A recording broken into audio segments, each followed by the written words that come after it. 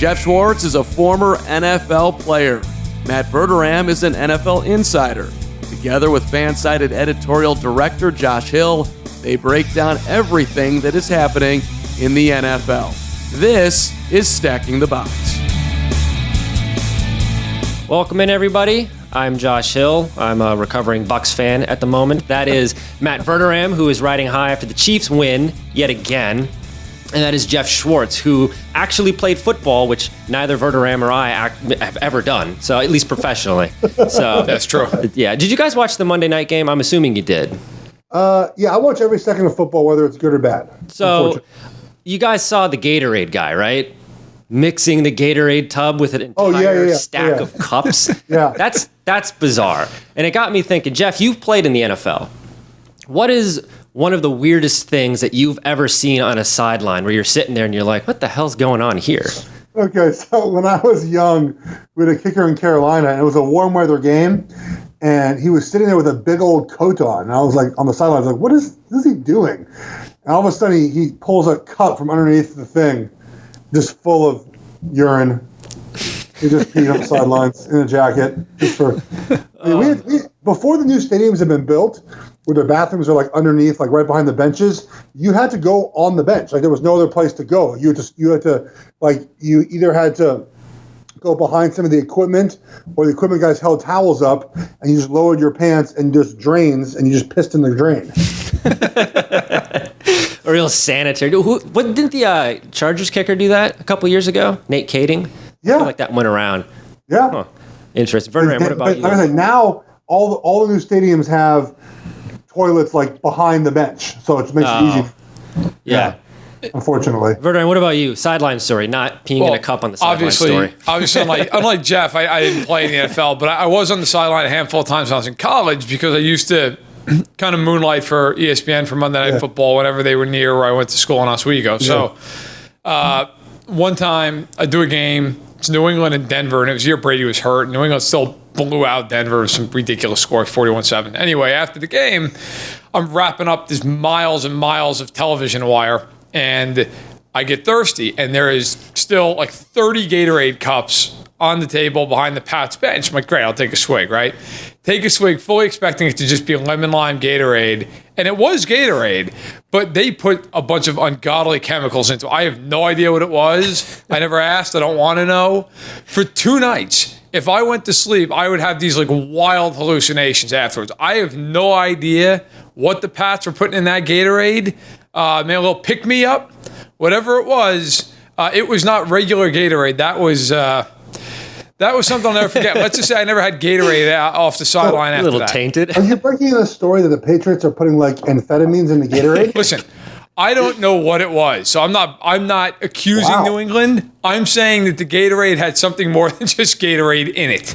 There you go. Breaking news on Stacking the Box. Tom Brady, it's not the TB12 water, it's the LSD that they're spiking the It was, and I had a buddy of mine, because I was like, is it just me? I had a buddy of mine taste it, and since he's like, stuff tastes like gasoline. So I don't know what it was, but it screwed me up for a couple of days, man. All right, guys, let's get into it. Now it's time for the big story. 3 weeks, we're 3 weeks into the season so far, and the cream is rising to the top, so to speak.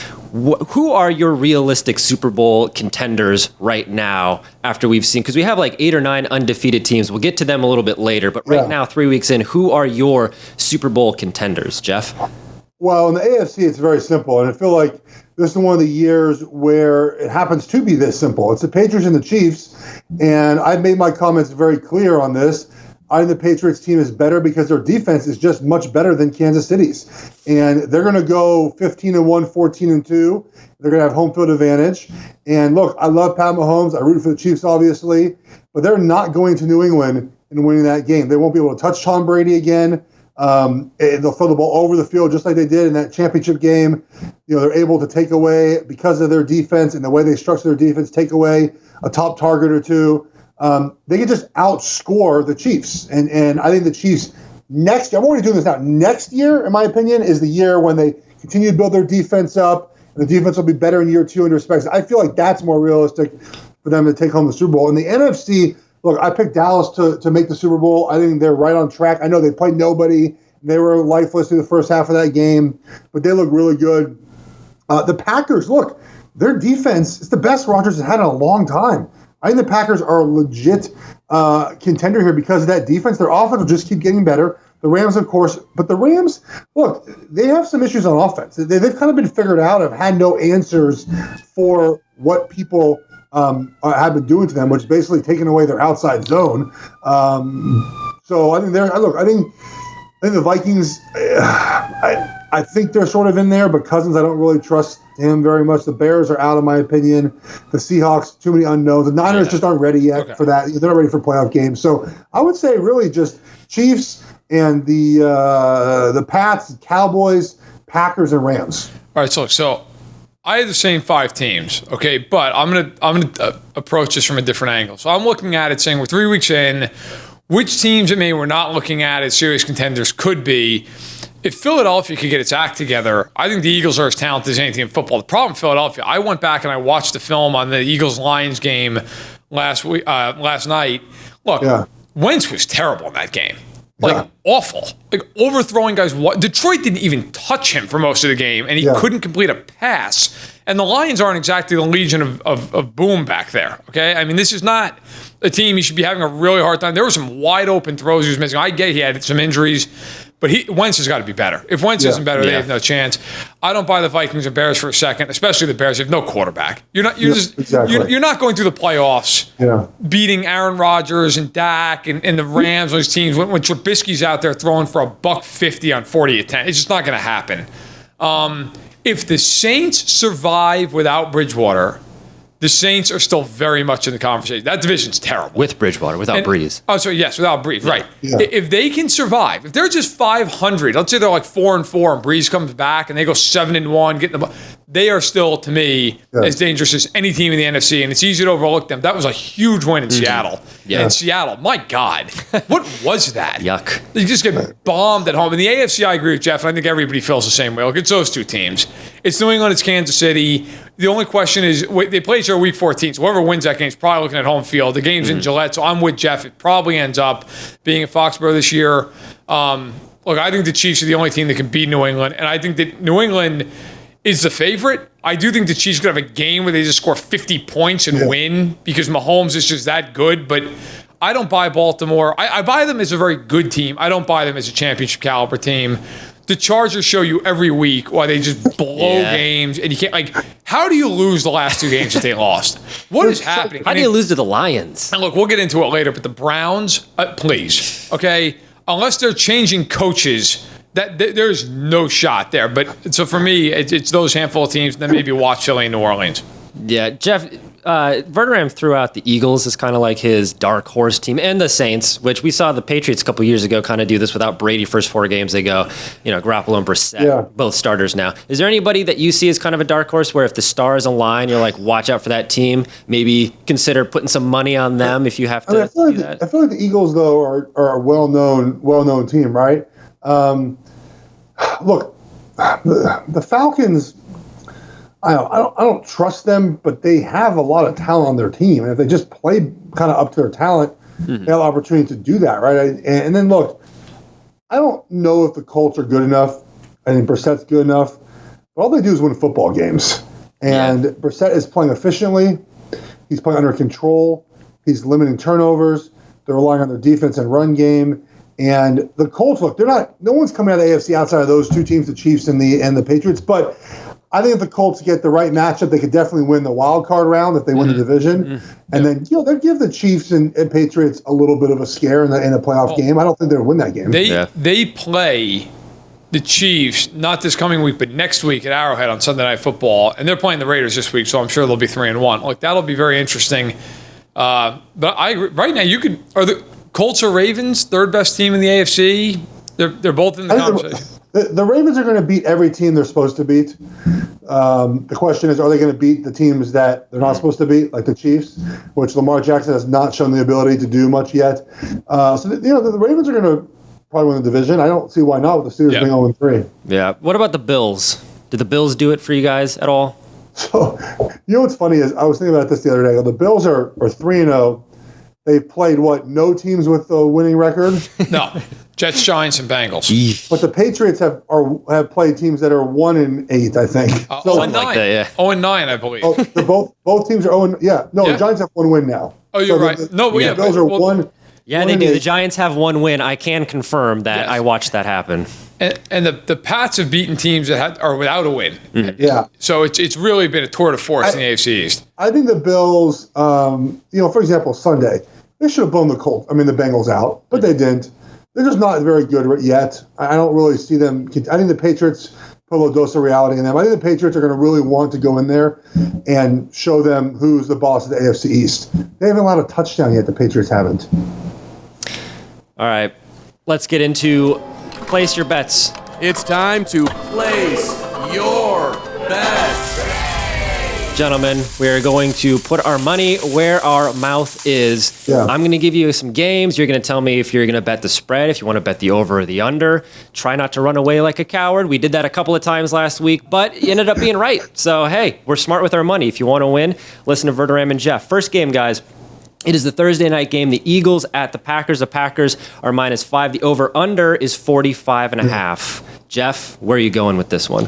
So I actually have bet I put a wager on this game. Okay. I bet the Eagles under 20.5 points. I think you're looking at a Thursday night game where there's less scoring typically. You're on the road. You're still beat up. To Matt's point earlier, Carson Wentz has not played very well. I don't know what's going to change playing against a good – look, the Packers are feeling themselves right now, especially defensively. Mm-hmm. And coming off a short week when you're feeling yourselves like that, they're going to have a lot of swagger. I would rather have this at 21. Maybe you can hold out until Thursday and maybe get 21. But I think 20.5 here. I love these team totals. Now, the Jets screwed me last week because they scored twice on special teams and defense. But I think under 20.5 here is probably the better play. I will take the Packers to cover in this game. They're at home. It's a short week. The Eagles just look totally discombobulated. And look, the only thing that I'm a little concerned about taking the Packers to lay those points is the Packers' offense has not been fantastic by any means. It's been okay. But I really like the defense. And the one thing about this, look, Rodgers was not even touched by Denver. So he's not coming into this game beat up. He's coming in pretty fresh. I think that matters on a short week. So give me the Packers laying the 5, and the Eagles, I believe, will be 1-3, and all of a sudden looking at a major issue, perhaps, in terms of playoff seeding or playoffs at all. All right, next game we got is the Sunday night game. Cowboys at the Saints. Cowboys are -3, and the over/under is at 47. Verderame, you get first dibs this time. I will say, I'll say the Cowboys that they cover the spread. Okay. Like, you know what? Teddy Bridgewater, give him credit. They won the game on Sunday, but he didn't do anything in that game. Threw for like 173 yards, something like that. Kamara went berserk, which certainly could happen again. The Cowboys are really good defensively. And if they can get into a game where they get a little bit of a lead, they start tightening the vice defensively, let Zeke run the football, I think Dallas wins this game at the Superdome. I don't think it's a blowout. I think it's close. The Saints are always really tough there. And if Breeze was playing, I'd pick the Saints. But without Breeze, I like Dallas to cover a field goal. I haven't bet this yet, but I'm leaning toward taking the Saints +3. I'll tell you why. This is going to be a classic pros versus Joes game, right? Every single Joe is going to put all their money in the Cowboys after watching them start 3-0. Watch the Saints, obviously, without Breeze. The Sunday night football game, there's going to be a lot of money in the Cowboys. I think it's a classic spot for the Saints to cover this game. Look, they're going to be a little bit different in offense. They're not playing on the road. Seattle's a hard place to play. I expect a little bit more downfield passing out of the Saints. And I feel like this is a game, too, where the Cowboys could start pretty slow. They started slow 3 weeks in a row now, and even more so against Miami. And if they start slow and the Saints get up 10-0, 14-0, 14-3, no matter what and how Bridgewater is playing, it's going to be hard to make up that difference. So I like the Saints +3 at home. All right, next game, the Monday Night Funeral, otherwise known as Bengals at the Steelers. Who put this on the outline? What It kind is of a monster? It is the Andy Dalton, Mason Rudolph show. I had a dream that Andy Dalton got hurt and that we were going to have a backup quarterback on backup quarterback game for Monday Night Football. It's not going to. We do anyway. We'll see if it ends up happening. But if you are a degenerate enough to bet on this game, like we all are, the line is currently Steelers at -4, and the over/under is somehow 43.5. Geoff, How you feeling about this game? I'm passing on this. You can call me a coward all you want. I'm not touching this game. If anything, I'd play the under. But again, it's typically when you think the under is going to hit, the over hits. There's no reason to play this game at all. I know it's Monday Night Football, but stay away. Go find a prop. Take like Dalton under whatever passing yards he has, or just like find some fun prop to play in this game. Don't bet the total and don't bet the side. I mean, listen. I'm going to step to the front here and say I'll take the under because Mason Rudolph was awful. Yeah, and I saw a lot of people, not going to name names, who are all week on Twitter are like, Mason Rudolph season. He's going to be great. You're going to see what he blew in that game. Yep. He did not complete a pass more than 5 yards downfield in the air. It's just impossible. How do you not do that? I just have like an 8-yard hitch or something. Like what? It's impossible to be that bad in the NFL. Listen, I'm taking the under. Pittsburgh's defense is not great, but it's respectable. This game screams 17-13, total snooze fest. I will take the under all day long on this. Yeah, this game is going to be not fun to bet on, not fun to watch either. Throwing in some Sunday slate games here. Patriots at Bills. The Patriots are -7.5. The over-under is at 42.5. Geoff, you mentioned the Bills earlier. How are you feeling about this with your money? Well, this is a game where I'll probably stay away, but the actual play to make here is the Bills at home. I mean, that's the way you have to make. But again, I don't feel comfortable doing it because I hate betting against the Patriots. I bet against them bet on them as much as I can. But I think the smart play here though is to take this game and take the Bills. But again, I'm not doing it. Maybe Matt has the guts to do it. Matt. I have the guts to make a pick here, but I'm not going to go with Buffalo. Look, I just can't. I think this is the classic game where early in the game, the Bills are going to play well. I even think they might take a lead because the Bills Mafia is going to be going berserk in this game. They're going to be keyed up. The question becomes, how long does that emotional high last? Right. Because I'll tell you one thing. If I'm New England and they win the toss, I would take the ball and I'd try to jam it right in the end zone and immediately put the Bills in their heels. I think the Bills can play defense. My question is, okay, once the emotion wears off, can Josh Allen even remotely keep up with Tom Brady? No. And my answer to that question is no, he can't. Okay, he can't, right. And that's why I think they're going to lose.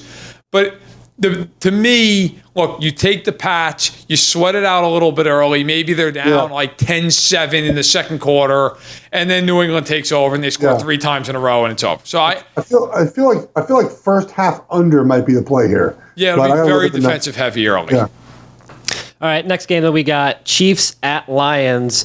The Chiefs are -7. The over-under is at 54. And I will say, 2 months ago, we were sitting in the office, and Verderame, on one of his rants where he just kind of blacks out and starts saying things about the Chiefs, I think we were talking about Matt Patricia or something. He goes, that game is going to be 45-7. That was not the exact score. And I wrote it down, and we were going to revisit that next week to see if it's the exact score. But the exact score was 44-24. You're on liar. Well, we'll see. I've got the Post-it note receipt. But Verderame, you're the Chiefs fan.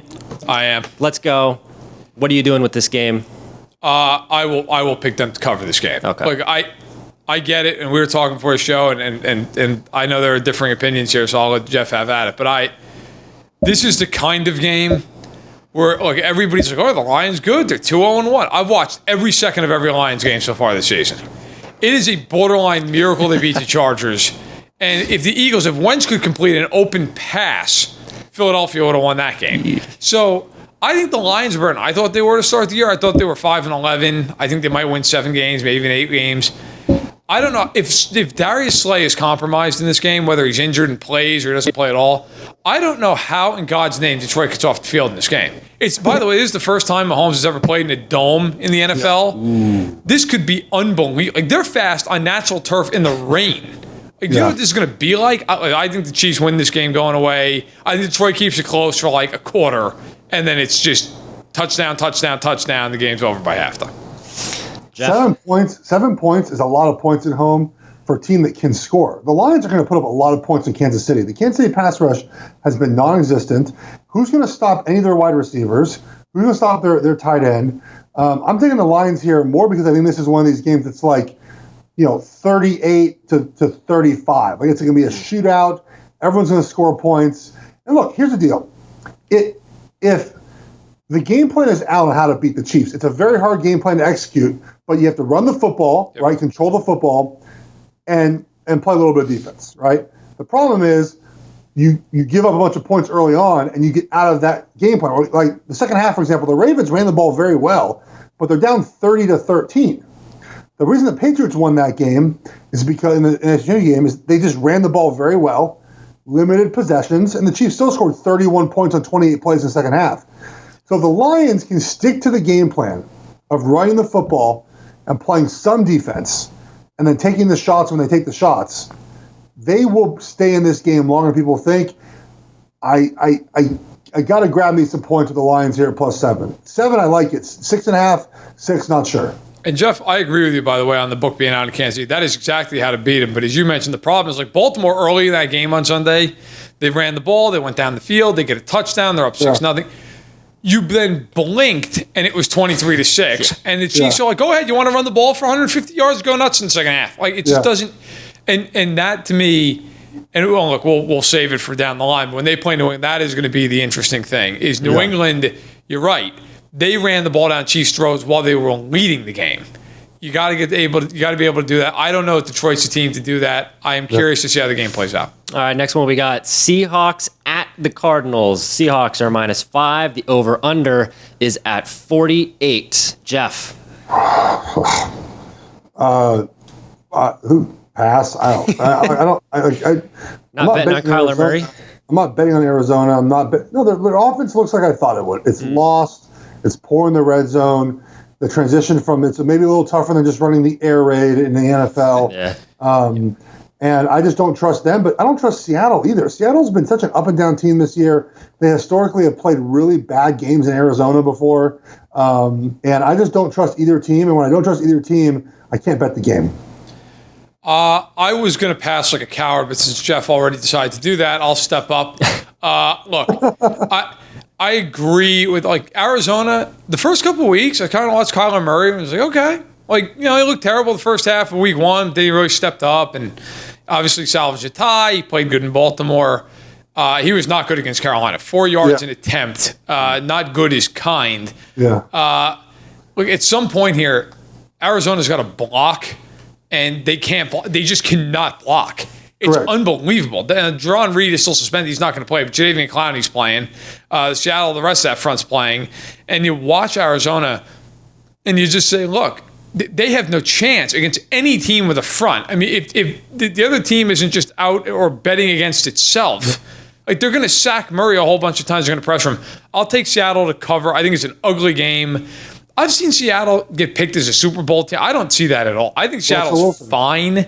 Oh, Wilson's great. Yeah, Look, I think Wilson's a top 5 quarterback. I think he's one of the most underrated players in football. But the rest of that team, they're good. I'm not saying they're not good, but they're not. Yeah. They're not going to win 12 games and be in the NFC title game. So I'll take them to win more because I just don't trust Arizona, and I think they'll be able to win by a touchdown or something like that. I feel like we do this every single year. Like Verderame, 2 of us did this last year with the Seahawks, where we were like, they're out, they're no good, and then all of a sudden they make the playoffs. And then, granted, they lose in the first round. Then they ran the ball 70 times and lost in the wild card round. You don't think that maybe they get in and they're like what the Chargers were last year, where they're a true wild card to maybe screw some things up? Because the NFC is like the Cowboys and nobody else. They need home field advantage, man. If they don't have home field advantage, they're not going on the road and beating some of these teams. All right, last one that we got here. It is the Vikings at the Bears. The official line, the Bears are -3. The over-under is 38.5. And I've got a bonus prop for you of over-under 3.5 turnovers with Mitchell Trubisky going against the Vikings defense and Kirk Cousins going against that Bears defense. 3.5 turnovers. Over-under on that one. Geoff? I would say the over on the turnovers, but the under here to me is the play. I mean, these teams they're not going to score a lot of points. It's going to be an ugly game. I don't trust either quarterback. If you're taking a side, to me it feels like you take the Minnesota on the points, but I don't trust any of these teams to do anything in this game. I think it's a very low scoring game. I like under 38.5. And if you're taking a side, I would take the Bears +3. I mean the Vikings +3. Yeah, I'm in a lockstep here with Geoff. I will take the over and the turnovers, and I'm banging the under on this game. My God, did you see Trubisky? Now that's the ultimate box score. 35 points for the Bears or 31 points for the Bears.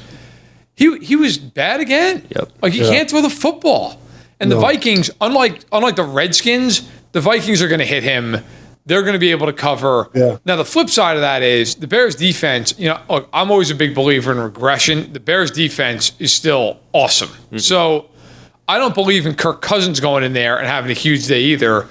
This becomes, look, if the Bears want to win this game, they've got to get a little bit of a lead and kind of take Dalvin Cook's effectiveness out of it. If Dalvin Cook can sit there and pound the ball 25 times in this game, the Bears have a problem. Because at some point, the Vikings just have better skill position players. They'll find a way to score points here or there, but I'm with you. I take the under. This could be a game where it's 16-13. It just comes down to who makes the big mistake. Yeah, agreed. Yeah, well, I'll give you a bonus over under on this one. Dalvin Cook has gone over 100 yards rushing in his first 3 games. Under on that one. Under. There we go. All right, we'll see if we win some money this week or if we're going to be here next week wondering why we made all of these bad decisions. But it is time for pass or run. All right, now, do you want to pass or run? All right, I'm going to give you guys some topics. You're either going to pass on that statement, which means you disagree with it, or you are going to run with it, which means you are taking the rock and you are running as far and fast as you can because you agree with this. I'm going to start with Daniel Jones.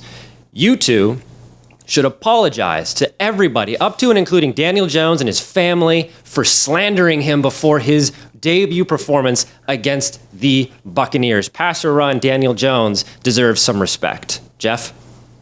Pass on this. He played one game. He played a great game. They're down 28-10 though at halftime.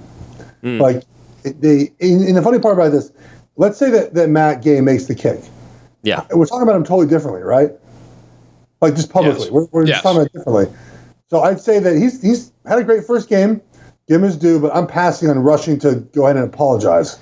Okay, so I'm gonna run, but it's going to be more of a jog here. Okay, a brisk walk. Yeah, it's going to be a brisk walk on a nice October morning. Look, I killed the Giants for taking him 6, and I mean killed them. Okay, and he has shown legitimate potential. I've talked to some people who cover the Giants. We had Matt Lombardo on last week.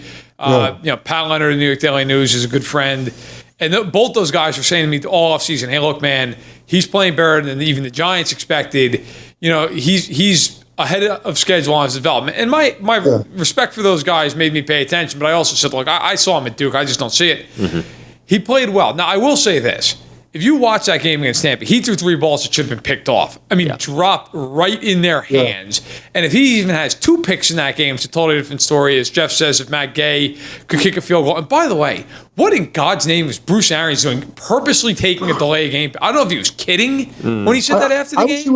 I wish he would have said, I wish this would have been worse. This would have divided Twitter worse than anything that politics could bring us. As if Bruce Arians would have gone up to the podium and said, you know what, guys, our analytics team tells us that Matt Gay is better from 37 yards than 32 yards. So I just took the delay of game. Like that would have just destroyed analytics community on Twitter. It would have been amazing if he had done that.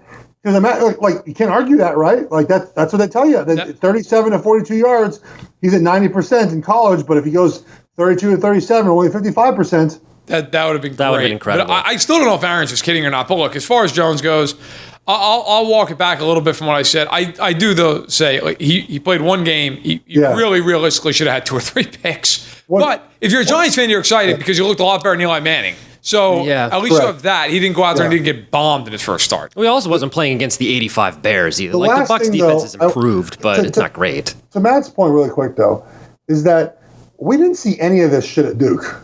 No. He looks better than he ever looked in college, which is rare. Yeah. Usually it does not work that way. Yeah.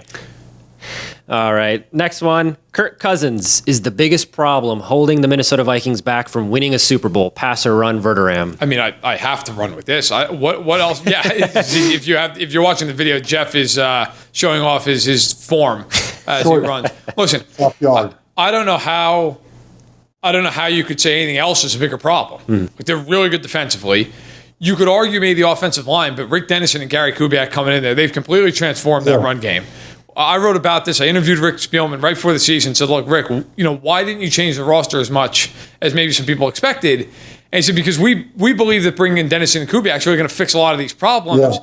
And that's no knock on John DeFilippo, but he's more geared toward the pass game. When Tony Sperano passed away, they had no ability to put in their run game. Well, now they do with Dennis, and they go to that zone scheme. They can really run the ball with Cook. And so, right now, Cousins is absolutely the problem. Stephon Diggs has been a witness protection all season. Where's he at? What's going on? They got to get him going. Adam Thielen's been terrific, but they got to get Diggs rolling. Okay, the tight ends, they've got Rudolph, they've got Cook, who they drafted in the second round. So my thing is, look, the Vikings roster, you can make an argument when Cousins is playing well. They're about as good as anybody. The problem is his Cousins has been bad. Bad the first 3 weeks. And so he's got to break out. I think he can be better. So I do think there's hope there. But right now I'm running all day with that. He doesn't play well against the better teams, which is how I think you should evaluate quarterbacks, right? So I'm running to this. He just doesn't. He's like Matt Stafford. Against 500 teams, he's awful. And teams that have one more, one more than half their games, over 500. So I'm with you. I'm running this. I think he is the biggest problem. All right, Geoff, I am giving you an early Thanksgiving Day turkey here for you to feast on with our next topic. Freddie Kitchens is coaching the Cleveland Browns in 2020. Pass or run? Oh, man. I'm going to pass. I think he's been terrible, but I think he's still there next year. I can't see Dorsey pulling the trigger quite yet. Year one, first-time head coach. But, guys, I warned you. I told you this is going to happen. You guys put too much faith in them. He's undisciplined. You can argue that Baker Mayfield has regressed, or maybe this is just who he is. I'm not quite sure. But the offense has not looked good.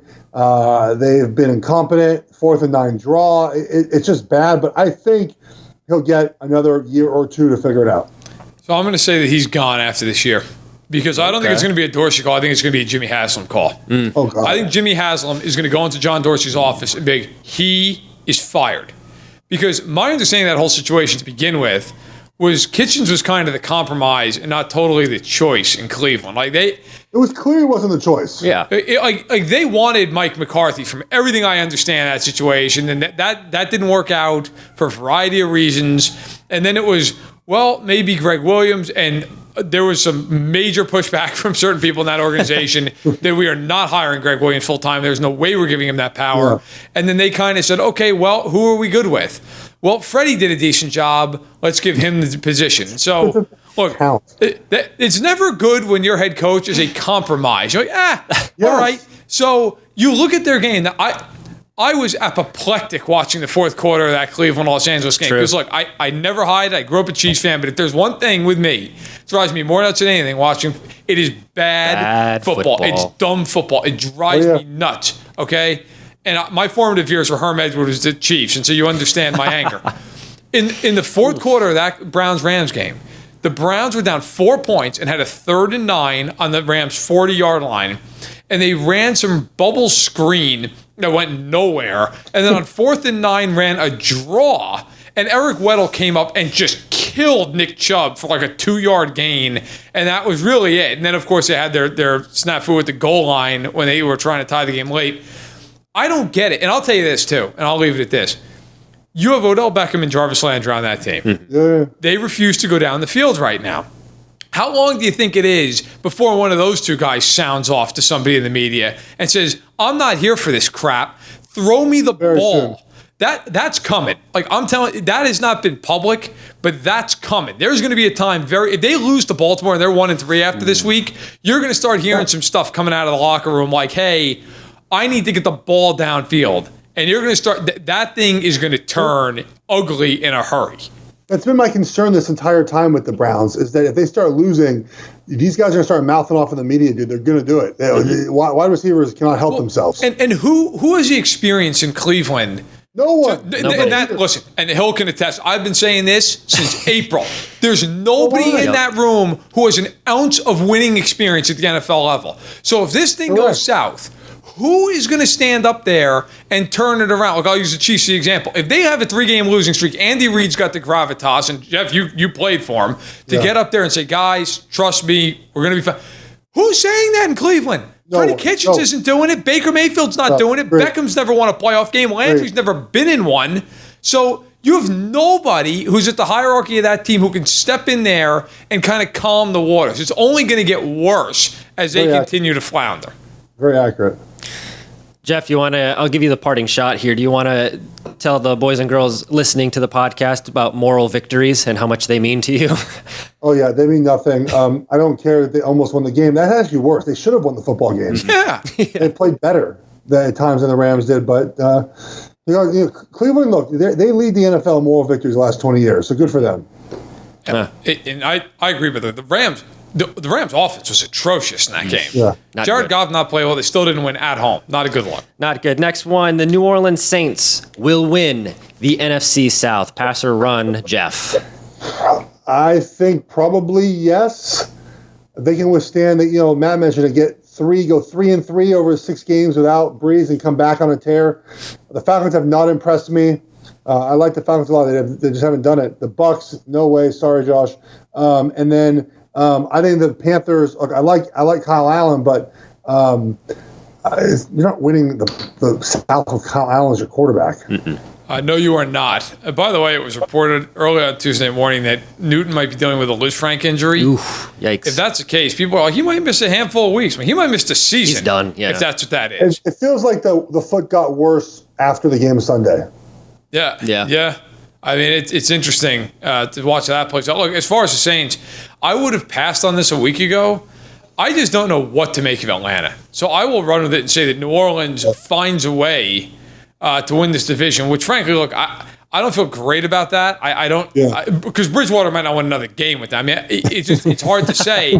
But I don't, the Falcons. And I was surprised, Geoff, you're a former offensive lineman. You were kind of like, well, they could do something. They can't block anybody. Nope. Oh, yeah. Nobody's healthy, too. The entire offensive line's hurt.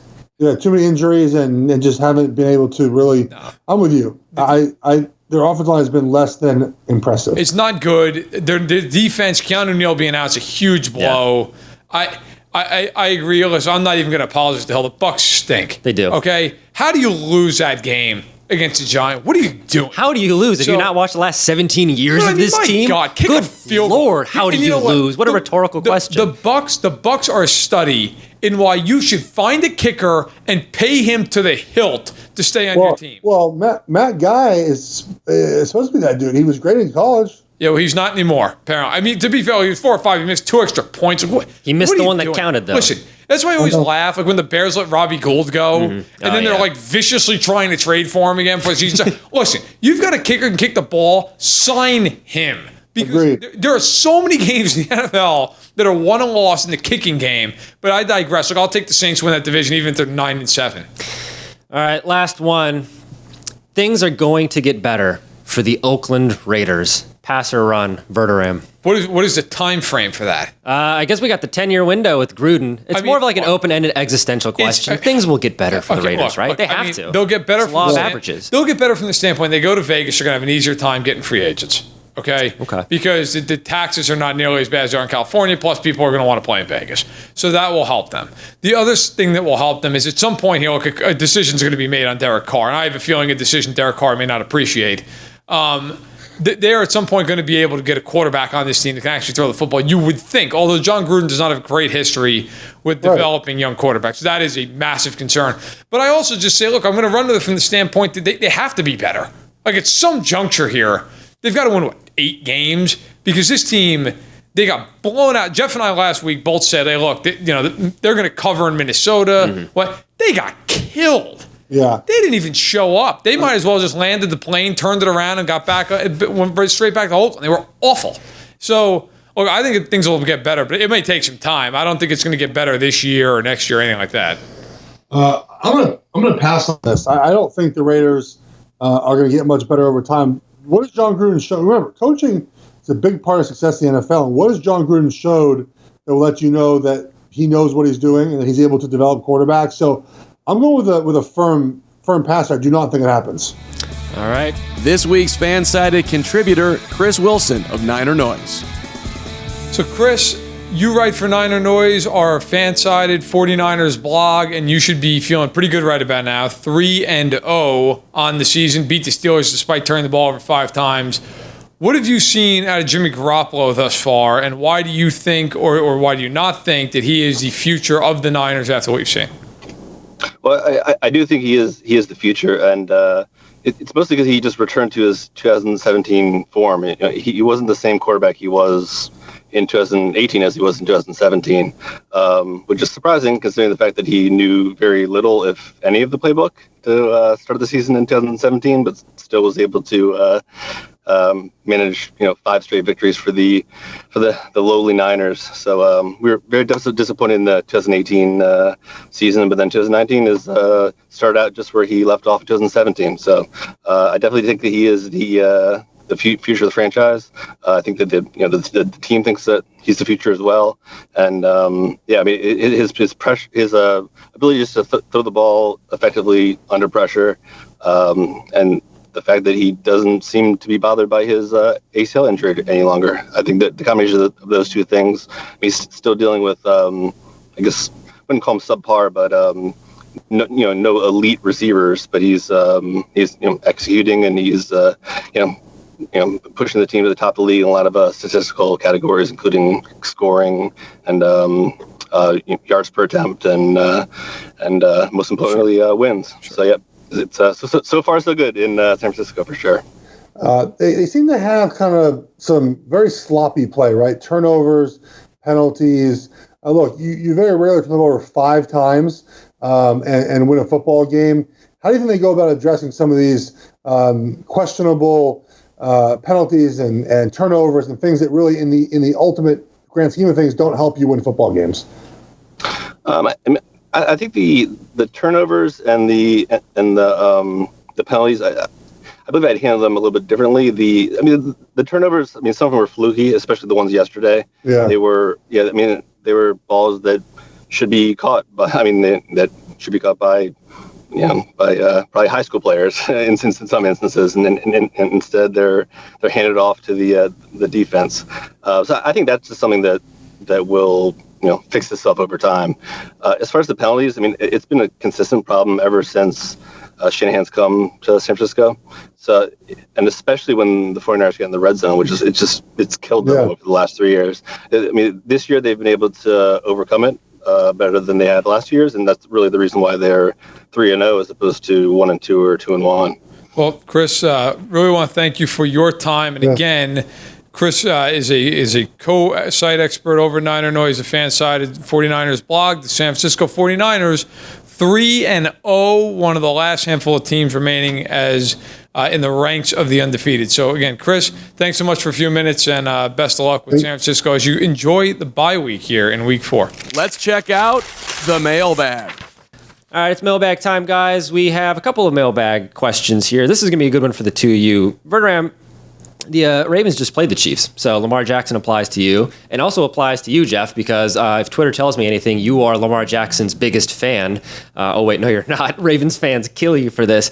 But would you rather have Baker Mayfield or Lamar Jackson right now? Geoff? I'd rather have Baker Mayfield. Why?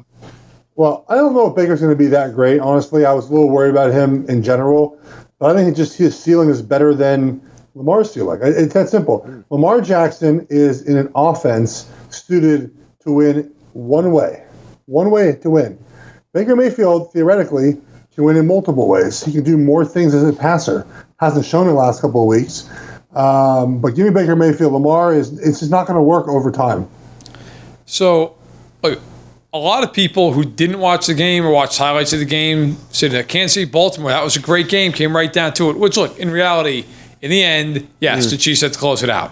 But if you watch that game, it was 30-13 in the fourth quarter, and Jackson completed what I would say fairly were 2 Hail Marys that 9 times out of 10 are picked off or they're incomplete, right? And to that ends 2 drives, and that game's a blowout. We're not sitting here talking at all about how great Lamar Jackson was. I came away from that saying he is an unbelievable athlete. but he is not good from within the pocket. If you can keep him in the pocket, you're probably going to win the game if you're a fairly good team. Mayfield has been terrible to start the year, but he also has no coach. They have no ability to scheme. Right. So, look, I'm not this huge Baker's going to be an all-pro guy, but I agree. I would take Mayfield. I think you can win in the pocket with him. And I think in the NFL, and I know it's changed, you have to win in the pocket. If you can't win in the pocket, you may be exciting, you may be fun, you may make the playoffs. Doesn't matter. You're going home when you play teams like Kansas City and New England that can have their quarterbacks take a 5-step drop and win all day long. Yes. So I will take Mayfield, but I do think right now he's in a terrible situation with Kitchens. All right, last mailbag question. This is from the lone Dolphins fan who is still watching the season. When are the Dolphins going to get their first win, Geoff? They are not. Ooh. What? I mean, the one guess is maybe Bengals like week 16. Yeah. Otherwise, I don't see them coming close in a lot of football games. They're just not good. Like they're trying to win the games, but they don't have any players. I'm going to answer this, but I want to. Geoff, you played in the league a bunch of years. Like, was there ever a year where you were on a team where you just said, we suck. We're not going to win games? Like, yeah. I mean, I was in the Panthers were 2-14 in 2010. But every snap that year, we had no chance to win most of those games. How do you go out there? Do you trick yourself into thinking like, hey, look, if this happens, or do you just go, man, we're going to get killed? You trick yourself into thinking you can win, but you also know that, when you play in the game, this is why players don't tank during games, is that every snap you're evaluated. And if you don't play well because your team doesn't play well, the scouts don't care about that. They care that you didn't play well. So every guy, you're still trying to play very well, especially as an offensive line. So I just think it's more about the idea that guys are playing hard on Sundays. Coaches are coaching to win. The way you tank is you are just not very good. And that's what the Dolphins have done. Right. The front office is tank. Players don't. Yes. I will say this. Look, I believe that as bad as they are, I believe in the laws of probability. I think they'll win a game. And my game will be whenever they host the Jets. Oof. If you don't think those players are going to be keyed up to beat Adam Gase, and by the way, Adam Gase just can't stop throwing his own team under the bus, okay? There is going to be no fight in that team at some point in the year. So I will say that when the Jets come to town, that will be the game. The Dolphins will play one good game, and they'll beat the Jets in Miami. Time to look forward to our favorite upcoming matchups. All right, guys, let's wrap it up on this one. We've made a lot of memories. It's been an emotional trip, this episode. We're 3 weeks into the season. What are you looking forward to in week 4? What is your biggest game, Verderame? I'm really intrigued by Minnesota and Chicago because I think something's got to give in that game, right? Like, does one of those quarterbacks play really well? Do they both surprise us and play well? Do neither of them play well? And we just are kind of getting to a point where we're going, okay, look, we know what these teams are at this point, right? They're going to win some games. They have great defenses. Yeah. Minnesota's got a really good roster, but in reality, they're just not going to be a real true contender. If Minnesota wins that game, I think if you're a Vikings fan, you're going, hey, look, okay, we're 3-1. We've played our 2 hardest divisional games. We split. We feel pretty good. If the Bears win, all of a sudden you've won 3 in a row. And while you haven't looked particularly good for a lot of the season, you're 3-1. And you're saying, okay, we can get back into this. So I'm very interested in that matchup. To me, it's 2 teams, really. And that's the Browns and the Eagles. If both go to 1-3, their seasons are done. And you're going to see, hopefully, some inspired ball by both of those teams. So to me, it's those 2 teams itself that need big victories, one Thursday and one Sunday, obviously, and for the Browns against a division opponent as well, if they want any chance in winning the division. So I think it's both of those teams, to me, I'm looking at to have big weeks. I'll throw out one other game to watch. We talked about it a little bit earlier. Bills-Pats. I think the Pats are going to win the game. But I'm always interested when you get these teams that kind of come out of nowhere. The Bills 3-0, young quarterback. If the game was in New England, I'd have no interest in this game at all. It's in Buffalo. Yeah. Those fans are dying for a win like this. So that place is going to be going crazy. Yeah. Now, I don't think the Bills win because I don't think they can keep up over the course of 4 quarters. Yeah. But if Buffalo wins, if it pulls the upset, you're going to have crazy talking points on Monday. Crazy. What's the over-under on picnic tables that people throw themselves into? Oh, you're going to have people diving They're off going to line them up vans. down the street. They're going to have a parade of picnic table You're going to have people dumping lacquer and lighting parking lots on fire. But I'm interested in that game. I am. That game intrigues me. All right, well, we'll have to see what week 4 brings us. We'll be back next week to talk about everything that happened. Remember to subscribe to the podcast, Stacking the Box, on iTunes. Leave a review. Tell us how much you like our football takes. And if you have a question, want to be in the mailbag, want us to discuss something, follow myself, Matt, Geoff on Twitter. And guys, we'll do this again next week. This podcast is brought to you by FanSided. Join our community of over 300 sites from sports to pop culture and everything in between.